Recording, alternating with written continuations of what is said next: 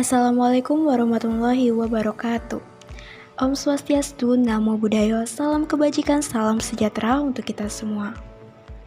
Halo Sobat Belajar.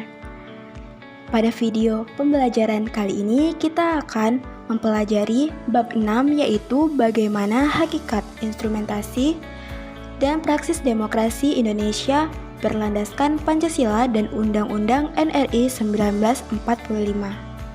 Sebelumnya, perkenalkan kami anggota dari kelompok 6 yang terdiri dari 1. Jukrufa Anissa dengan NIM A1B1211108. Dan yang kedua ada Ainul Wahyuni dengan NIM A1B1211109. Dan yang ketiga ada Anissa Alin Melia dengan NIM A1B1211112. Dan yang keempat ada Jasmine Pardede dengan NIM A1B1211113. Yang kelima ada Uci Arwida Kusuma dengan NIM A1B12114. Yang keenam ada Ella Jamila dengan NIM A1B12116. Yang ketujuh ada Nurul Khotimah dengan NIM A1B12117. Yang kedelapan ada Ririn Lailatul Badriah dengan NIM A1B12118. Dan yang kesembilan ada Rizka Fitri Susrianti dengan NIM A1B12119. Dan yang terakhir, yang ke-10 ada Nina Anggraini dengan NIM A1B1211121. Sekian perkenalan dari anggota kelompok kami, langsung saja kita simak video penjelasan berikut ini. Bagaimana hakikat instrumentasi dan praksis demokrasi Indonesia berlandaskan Pancasila dan Undang-Undang Dasar NRI 1945. Setiap warga negara mendambakan pemerintahan demokratis yang menjamin tegaknya kedaulatan rakyat. Hasrat ini dilandasi pemahaman bahwa pemerintahan demokratis memberi peluang bagi tumbuhnya prinsip menghargai keberadaan individu untuk berpartisipasi dalam kehidupan bernegara secara maksimal. Karena itu, demokrasi perlu ditumbuhkan, dipelihara, dan dihormati oleh setiap warga negara. Setiap negara mempunyai ciri khas dalam pelaksanaan kedaulatan rakyat atau demokrasinya.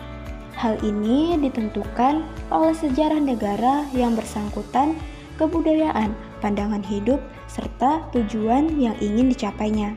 Dengan demikian, pada setiap negara terdapat corak khas demokrasi yang tercermin pada pola sikap, keyakinan, dan perasaan tertentu yang mendasari, mengarahkan, dan memberi arti pada tingkah laku dan proses berdemokrasi dalam suatu sistem politik. Adapun sebab kita pada video pembelajaran ini yaitu menelusuri konsep dan urgensi demokrasi yang bersumber dari menanya alasan mengapa diperlukan demokrasi yang bersumber dari Pancasila. Yang kedua, menggali sumber historis, sosiologis, dan politik tentang demokrasi yang bersumber dari Pancasila. Dan yang ketiga, membangun argumen tentang dinamika dan tantangan demokrasi yang bersumber dari Pancasila. Dan yang terakhir, yaitu kita akan mendeskripsikan esensi dan urgensi dari demokrasi. Menelusuri konsep dan urgensi demokrasi yang bersumber dari Pancasila, terdapat beberapa poin, yakni yang pertama, apa demokrasi itu? Lalu, 3 tradisi pemikiran politik demokrasi, yaitu Classical Aristotelian Theory, Medieval Theory, dan Contemporary Doctrine. Lalu pemikiran tentang demokrasi Indonesia, yaitu demokrasi Pancasila atau demokrasi konstitusional. Dan pentingnya demokrasi sebagai sistem politik kenegaraan modern, yakni demokrasilah yang memegang peran penting dalam masyarakat dan dalam tata aturan suatu negara. Untuk poin pertama, apa demokrasi itu? Apa sebenarnya demokrasi? Yakni demokrasi secara etimologis berasal dari bahasa Yunani kuno, yakni kata demos yang berarti rakyat dan kata kreion yang berarti pemerintahan atau kekuasaan. Jadi demokrasi berarti pemerintahan rakyat ataupun kekuasaan rakyat. Sedangkan secara terminologi, banyak pandangan tentang demokrasi. Tidak ada pandangan tunggal tentang apa itu demokrasi. Demokrasi dapat dipandang sebagai salah satu bentuk pemerintahan, sebagai sistem politik, dan sebagai pola kehidupan bernegara dengan prinsip-prinsip yang telah menyertainya. Selanjutnya pada poin kedua, 3 tradisi pemikiran politik demokrasi secara konseptual seperti dikemukakan oleh Carlos Alberto Torres 1998, demokrasi dapat dilihat dari 3 tradisi pemikiran politik, yakni Classical Aristotelian Theory, Medieval Theory, Contemporary Doctrine. Dalam tradisi pemikiran Aristotelian, demokrasi merupakan salah satu bentuk pemerintahan, yakni the government of citizen who enjoy benefits of citizenship, atau pemerintahan oleh seluruh warga negara yang memenuhi syarat kewarganegaraan. Sementara itu, dalam tradisi Medieval Theory yang pada dasarnya menerapkan Roman law dan konsep popular sovereignty, menempatkan a foundation the exercise of power living and supreme power in hands of the people, atau suatu landasan pelaksanaan kekuasaan tertinggi di tangan rakyat. Sedangkan dalam Contemporary Doctrine of Democracy, konsep republikan dipandang sebagai the most generally popular form of government, atau konsep republik sebagai bentuk pemerintahan rakyat yang murni. 3. Pemikiran tentang demokrasi Indonesia. Menurut Budiarjo dalam buku Dasar-Dasar Ilmu Politik 2008, demokrasi yang dianut Indonesia adalah demokrasi yang berdasarkan Pancasila. Menurut Muhammad Hatta, kita sudah mengenal tradisi demokrasi jauh sebelum Indonesia merdeka, yakni demokrasi desa yang bercirikan cita-cita rapat, cita-cita masa protes, dan cita-cita tolong-menolong. Ketiga unsur tersebut merupakan dasar pengembangan ke arah demokrasi Indonesia modern, yaitu daulat rakyat. Pemikiran Muhammad Hatta tentang demokrasi Indonesia berbeda dengan prinsip-prinsip demokrasi di Barat, tempat ia menimba ilmu. Bung Hatta mendasarkan praktik demokrasi berdasarkan 3 sumber gagasan, yaitu ajaran Islam, asas kekeluargaan, dan kebersamaan, serta sosialisme Barat. 4. Pentingnya demokrasi sebagai sistem politik kenegaraan modern. Mengapa kehidupan demokrasi sangat penting dikembangkan dalam kehidupan masyarakat? Karena demokrasilah yang memegang peran penting dalam masyarakat dan dalam tata aturan suatu negara. Tanpa adanya demokrasi di suatu negara dan segala sesuatunya diatur oleh pemerintah, maka hilanglah kesejahteraan masyarakat dan kacaulah negara tersebut. Demokrasi sangatlah penting dan diperlukan masyarakat, tidak hanya sekadar pemerintah yang memegang kendali dalam pengaturan suatu negara. Perlu adanya masyarakat yang komplement, mendukung, dan masyarakat perlu terlibat dalam pembangunan suatu negara demi terciptanya kemakmuran dan kesejahteraan negara. Dengan demokrasi tak ada saling ingin menang sendiri, saling memaksakan kehendak, saling menghina, saling melecehkan, dan saling menjatuhkan. Yang ada saling menghargai, saling menghormati, saling mengerti, saling menerima pendapat orang lain, saling lapang dada, saling tenggang rasa, dan kehidupan yang nyaman pasti akan tercipta. Perkembangan demokrasi semakin pesat dan diterima semua bangsa, terlebih sesudah Perang Dunia Kedua. Suatu penelitian dari UNESCO tahun 1949 menyatakan mungkin bahwa untuk pertama kalinya dalam sejarah demokrasi dinyatakan sebagai nama yang paling baik dan wajar untuk semua sistem organisasi politik dan sosial yang diperjuangkan oleh pendukung-pendukung yang berpengaruh.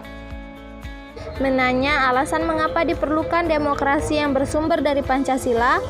Ya, adapun permasalahan: 1. Buruknya kinerja lembaga perwakilan dan partai politik.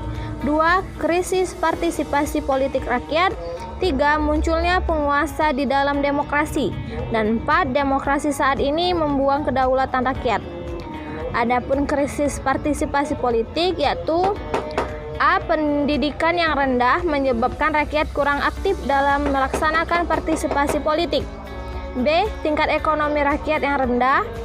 C. Partisipasi politik rakyat kurang mendapat tempat oleh pemerintah. Alasan diperlukannya demokrasi yang bersumber dari Pancasila yaitu lemahnya praktik demokrasi di Indonesia sehingga menimbulkan persoalan seperti: 1. Buruknya kinerja lembaga perwakilan rakyat dan partai politik. 2. Krisis partisipasi politik rakyat. 3. Munculnya penguasa di dalam demokrasi. 4. Demokrasi saat ini membuang kedaulatan rakyat.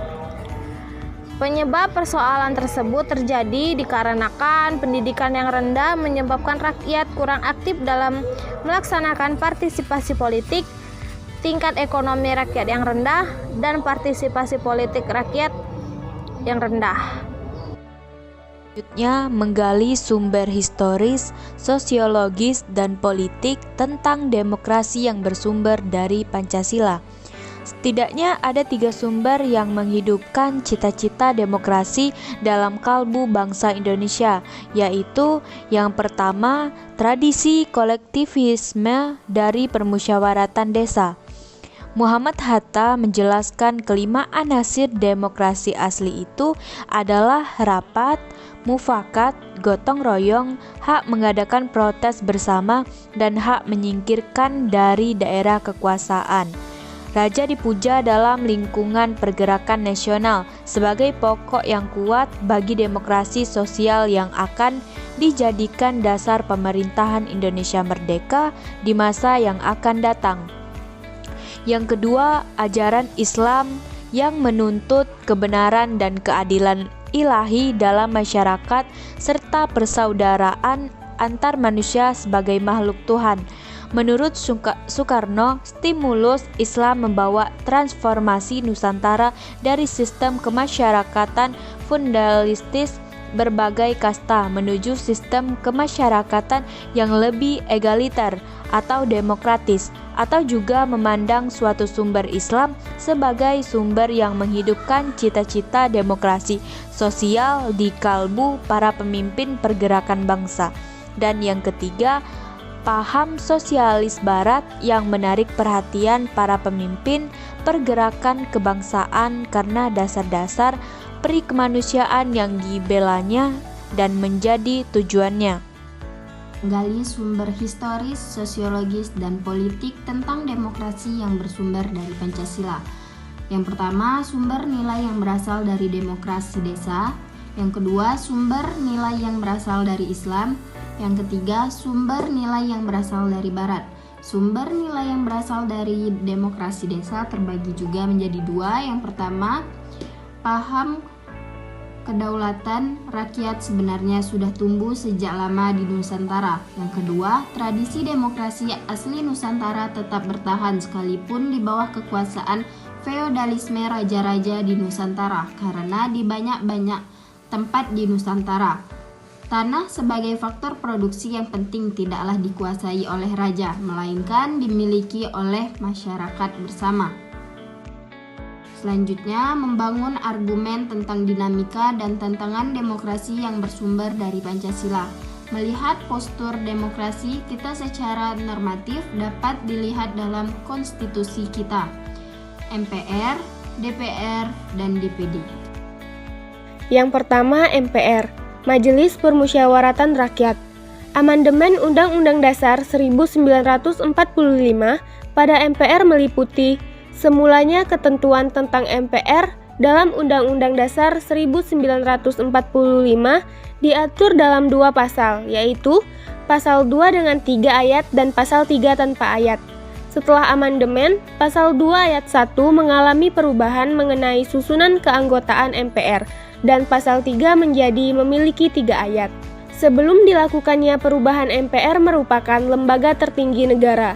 Dengan adanya ketuhanan baru ini, terjadilah perubahan sistem ketatanegaraan dari sistem vertikal, hierarkis dengan prinsip supremasi MPR menjadi sistem yang horizontal fundamental dengan prinsip checks and balance, saling mengawasi dan mengimbangi antar lembaga negara. 2. DPR, Dewan Perwakilan Rakyat. Amandemen Undang-Undang Dasar 1945 pada DPR meliputi pada Pasal 19 ditambah aturan bahwa anggota DPR dipilih melalui pemilu. Kemudian pada Pasal 20 ditambah aturan bahwa DPR bertugaskan untuk membentuk UU yang setiap rancangannya harus dibahas bersama dengan Presiden. Kemudian hasil rancangan yang disetujui bersama akan disahkan oleh Presiden. Kemudian Pasal 20A dinyatakan beberapa fungsi serta hak-hak DPR. Yang ketiga, DPD, Dewan Perwakilan Daerah. Ketentuan mengenai DPD diatur dalam bab tersendiri yang terdiri atas 2 pasal, yaitu pasal 22C dengan 4 ayat dan pasal 22D dengan 4 ayat.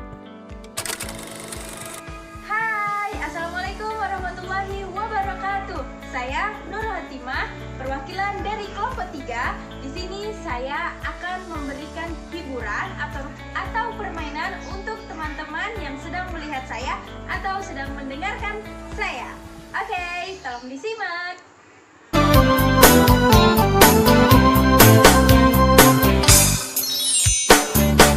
Lompat dengan kedua kaki, bertepuk dengan kedua tangan, tertawa mulut kita terbuka, hahaha, hati jadi bahagia.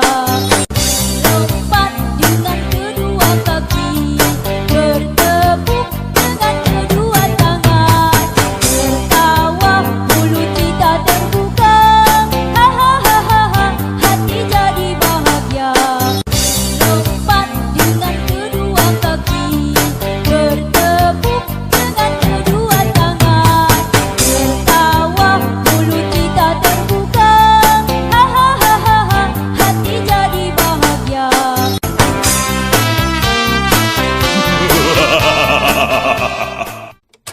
Nah, tadi sudah melihat dong bagaimana saya menghibur kalian semua. Mungkin sedikit tidak lucu, tapi ya dilucu-lucuin aja lah ya. Oke, mungkin hanya itu yang bisa saya persembahkan hiburan untuk teman-teman semua. Kira-kira enaknya gimana ya? Oh iya, kita masih ada pemateri nih. Kembali ke materi. Dah, wallahul muwaffiq ila aqwamit thoriq. Wassalamualaikum warahmatullahi wabarakatuh. Di sini saya akan menjelaskan tentang mendeskripsikan esensi dan urgensi demokrasi Pancasila. Nah, di sini ada beberapa pertanyaan, yaitu kehidupan demokrasi yang bagaimana kita kembangkan. Pertanyaan yang kedua, bagaimana penerapan demokrasi dalam pemilihan pemimpin politik dan pejabat negara. Ada pula pertanyaan yang ketiga, mengapa kehidupan yang demokratis itu penting? Nah, di sini saya akan membacakan rangkuman demokrasi yang bersumber dari Pancasila. 1. Secara etimologi, demokrasi berasal dari bahasa Yunani yaitu demos, yang berarti rakyat, dan kartos atau kretein yang berarti pemerintahan atau kekuasaan. Jadi, demos kretein atau demos kratos berarti pemerintahan rakyat atau kekuasaan rakyat. 2. Secara temologi, banyak pandangan tentang demokrasi. Tidak ada pandangan tunggal tentang apa itu demokrasi. Demokrasi dapat dipandang sebagai salah satu bentuk pemerintahan, sebagai sistem politik, dan sebagai pola kehidupan bernegara dengan prinsip-prinsip yang menyertainya. 3. Berdasarkan ideologinya, demokrasi Indonesia adalah demokrasi yang berdasar Pancasila. Demokrasi Pancasila dalam arti luas adalah kedaulatan dan kekuasaan tertinggi ada pada rakyat yang dalam penyelenggaraannya dijiwai oleh nilai-nilai Pancasila. Demokrasi Pancasila dalam arti sempit adalah kedaulatan rakyat yang dilaksanakan menurut hikmat kebijaksanaan dan permusyawaratan perwakilan. Di sini saya akan memberikan contoh kasus, yaitu pada kecurangan saat pemilu. Karena diduga menerima suap dari politikus, menerima suap untuk menjamin agar politikus PDIP bisa ditetapkan menjadi anggota Dewan Perwakilan Rakyat atau DPR pada periode 2019 sampai 2024. Kasus ini merupakan salah satu bentuk kasus malapraktik dalam pemilihan umum di Indonesia. Penyebab kecurangan yang sering terjadi pada saat pemilu ada 3 faktor. Yang pertama, relasi patronase yang kuat di antara para penyelenggara pemilu dan dengan calon caleg dan pemilu. Yang kedua, sistem pemilu yang ada mendorong caleg menghalalkan segala cara untuk menang. Yang ketiga, masih lemahnya sistem pendukung dalam pemilu. Solusi untuk kecurangan pada saat pemilu adalah pengawasan, dijaga pengamanan yang sangat ketat dalam perhitungan suara tanpa campur tangan pihak lain, dan yang terpenting adalah yang menghitung suara tidak boleh menerima sogokan dan harus memiliki sifat jujur. Terima kasih, saya kembalikan ke moderator. Nah, itu tadi penjelasan mengenai bagaimana hakikat instrumentasi dan praksis demokrasi Indonesia berlandaskan Undang-Undang Dasar NRI 1945. Semoga dapat menambah wawasan kita ya sahabat. Jangan lupa untuk memberikan tanggapan dan juga komentar untuk penjelasan kita di atas. Kami dari kelompok 6 mengucapkan terima kasih atas perhatian daripada sahabat. Tetap semangat. Wassalamualaikum warahmatullahi wabarakatuh.